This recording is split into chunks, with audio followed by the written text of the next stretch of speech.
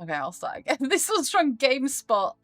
There is no reason to buy another PlayStation or Xbox. Increasingly poor decisions are making it impossible to want or get a next-gen console. Now then, this comes off the back of multiple things that we've talked about recently, starting with the release of the Steam Machine, which is going to be £1,500 for the bigger version and, well, dollars with a... Is that the 2 terabyte one? And the base model. Yes, 2 terabyte and a controller.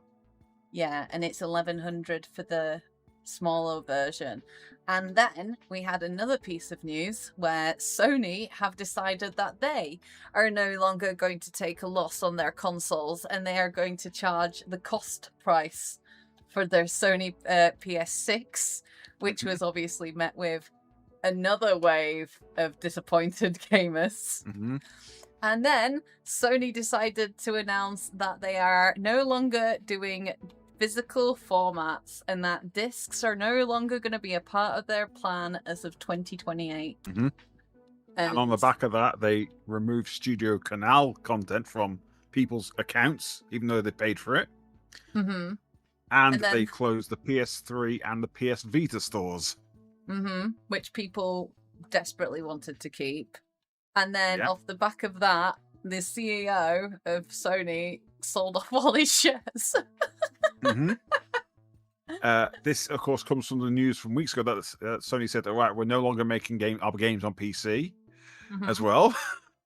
So Sony are just circling the wagons. They're circling the wagons. They're closing themselves in. They're defending themselves. And in my mind, that's not what a successful company does. Not that Xbox are faring much better. They also suggested that they might shift to digital only, as in that you can that they're suggesting plans to make your discs transfer to a digital license, therefore making the disc unusable. They have what is called an Xbox reset, they're calling it, where they have restructured a lot of their studios, as in sacked a lot of people. The head of Xbox at the moment, I can't remember her name, has come out and said, "Oh, I would like to have 1 billion users daily." What?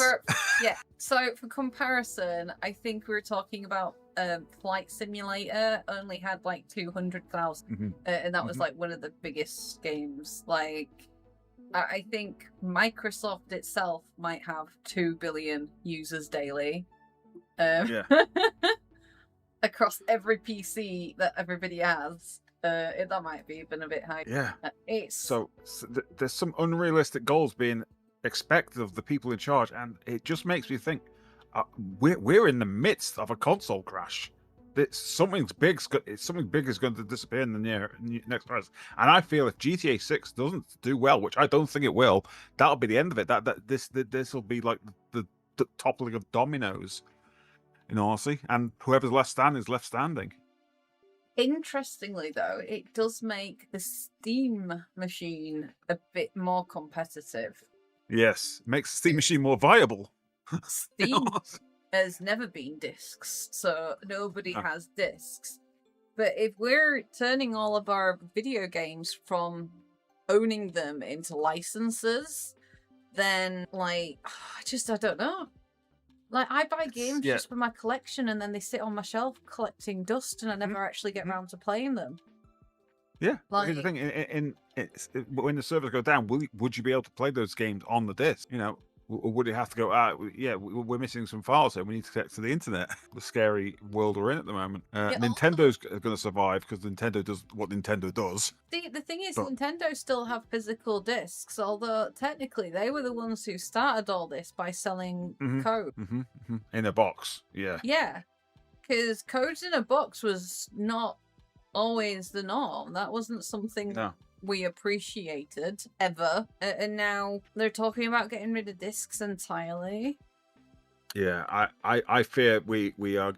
It's a console crash. We are seeing we're in the eye of the storm of a console crash. This is opinion. But of all the news coming out lately, I can't see the big boys lasting much longer without having to make some drastic changes, as in just start making cheaper stuff, because it's going to be a point where gaming is going to be seen as an extreme luxury, which it doesn't survive on. No. especially these next gen consoles. Mm-hmm. All of the crashes and like gaming industry has survived through all of the financial crashes, because at the end of the day, video games are not just like a luxury. They are an art form that people go to escape from. So it's a modern day equivalent of books and newspapers and that kind of thing. It might as well be crocheting, because it's something you do with your hands that pulls you out of your body and allows you just to relax, right? So to make it into an extreme luxury, which is as expensive as owning a horse nearly, like that is where we're getting to. Like, because you're having to pay monthly fees, the console itself is going up in price. You don't actually own everything, so you might as well be shoveling poop and paying for hay. Like genuinely, owning and maintaining a console is going to become more expensive than feeding yourself. Really ridiculous. And it is becoming ridiculous. So yeah, Steam Machine's looking more and more likely, because at least you can transfer your stuff between them. Nintendo's just going to do what Nintendo does and just be in its own ecosystem, and Sony or Microsoft, one of them's going to. I don't want to know, but it feels like one of them's going to go down, and the other one's just going to sweep it all up. But then, Do you know what? Both of them might go. If they both take out discs, both of them might go. Yeah. I got a disc PlayStation. I knew this might be the time for a third party to show up and say, "We're all physical." What was the story you told me the other day about the? So someone had a dream that the Mega Drive returned and it had no upgrades. It was just a Mega Drive, and it had all the regular stuff that a Mega Drive had. And then it was like, Mega Drive came back and it won out, and it released the same week as the PS6, and it outsold it, and everybody had one, and it was good, and everybody had like old school cartridges that you could slot in.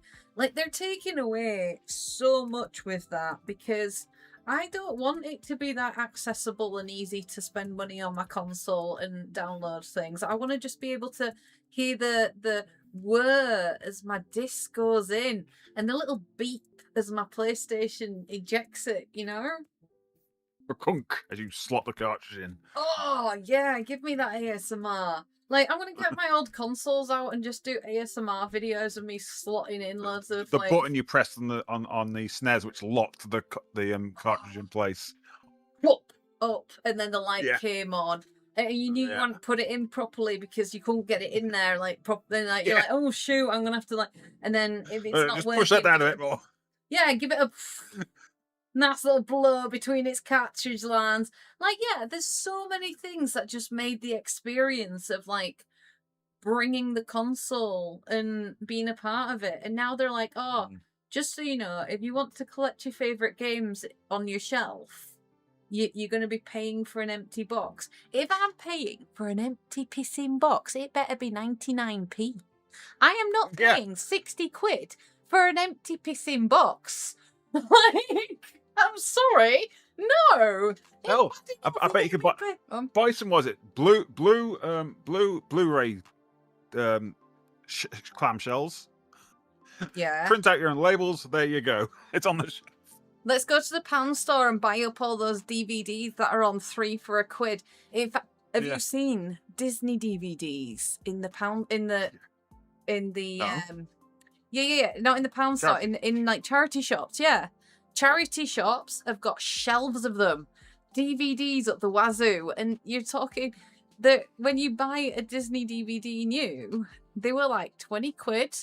You could occasionally get them on, was it like, it was 3 for 20, 3 for 25 or something? Yeah.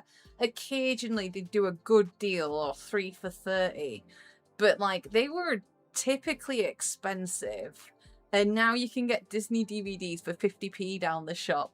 So I can kind of, from a not wanting to create waste perspective, I can understand not wanting to keep doing things. Because if you keep manufacturing discs and then you keep having to throw them away, I could imagine that feels rubbish and really wasteful. and it makes your profits feel bad. Sony ain't paying for that, though. No. And it isn't Sony who has to destroy all the discs. It's the publishers. The publishers take on that risk. So why does Sony care if we have discs or not? It's so they can keep the prices high. There was another article that proved that games that stayed digital only reached like a limit of low sale price, whereas physical media kept going down and down and down and down, even new. But yeah, because they made too many. A bit of doomer news, unfortunately, to end one with that. The console market seems to be not a great place to be at the moment. It looks like the Xbox project dubbed Helix, Project Helix is likely to do as well. Yeah, get rid of the disc. Also, there's also the price of VRAM and all that as well to consider. That's not helping. And that Game Pass as well. Like, this is... I think the video game sphere is going to undergo a huge metamorphosis over the next while, and console gamers, you're at risk. It's... I still thought that... No, it's nothing more. Yeah. It's not going to be a metamorphosis of want. It's going to be one of necessity, isn't it? It's going to be one that people are going to have to adapt to. I was getting real FOMO about the Switch 2, and then it quickly fell away. But now I'm like actively sat here like I should have gotten one when it was cheaper, and now I understand. Okay, we had this discussion. What is there currently on the Switch 2 that is Switch 2 exclusive? There's about 4 games. Yeah, for now. But if they can take, like, the Switch 2 takes the place of Sony and Xbox, like either or, it's going to go up in price. They're going to be harder to get. Like, this is going to cause a knock-on effect. So you're going to have Nintendo Switches become more popular, and then you've got older consoles as well. Well, there's also the new Switch coming out as well. The EU compliance one. Oh, yeah, that you can change the battery of. Yes. Oh, I might hold out for that then. What is interesting, though, is kids are sick of subscription services and are seeking out iPods and iPads and MP3 players that they can put their own music on. Yeah. What was it on Bounce the other day where you discussed the vinyl making, where there's only a couple of places that'll make vinyl pressings anymore, vinyl records. It was like 8 companies in Europe. It's not a lot. It is literally down there. It's sub 100. Like, it's a media that's slowly going out of fashion. But then again, and this is the interesting thing, what if you were to modernize vinyl pressing? Because the reason vinyl pressing was so difficult was because of, like, if the vinyl itself got damaged, or so why not do like sorry, because it's antiquated. It's not really been updated because it didn't need to be. So why not update it? Let's get a 3D modeled print, vinyl print. Yeah. What if it was made out of resin, so it was thicker and able to not get scratched? Like, why not bring records back, but make them, like, more durable? Something else, yeah. Yeah. So, like, I hate to say it, but this is where innovation comes from. Companies like Unreal and Unity deciding to go full AI, and Godot going, nah, mate. Everyone on Godot is going to have to come up with ways to keep up with the AI bros and do better than them. Innovation. Yeah. Here, get rid of discs. Well, we want to collect. Like, the game industry, it's thriving on collections and achievos and us wanting to have everything all the time. Collector editions, Do you remember the crappy plastic statue version you used to get? Yeah. How many statues do you have, Scruff? 1, actually, I think. No, 2. At least 2. The giant Nerf gun counts. No, that doesn't count. that was a... No, we're talking about it's stuff that came... I have a Deus Ex special edition, which came with a action figure of Adam Jensen, and I have a Master Chief helmet over there. Which came with a copy of Halo 3. Bayonetta came with the shoes, the shoe gun. Yeah. What was it called? The butterfly circus or something? Right, yeah. The guns. What shoe guns are called. Yeah. So like, I don't know. Like, It could be the start of something new. It could be the end of the old. It could be very interesting, but all we know for sure is that the tumultuous time. Tumultuous. It is a time of great turmoil. Yes.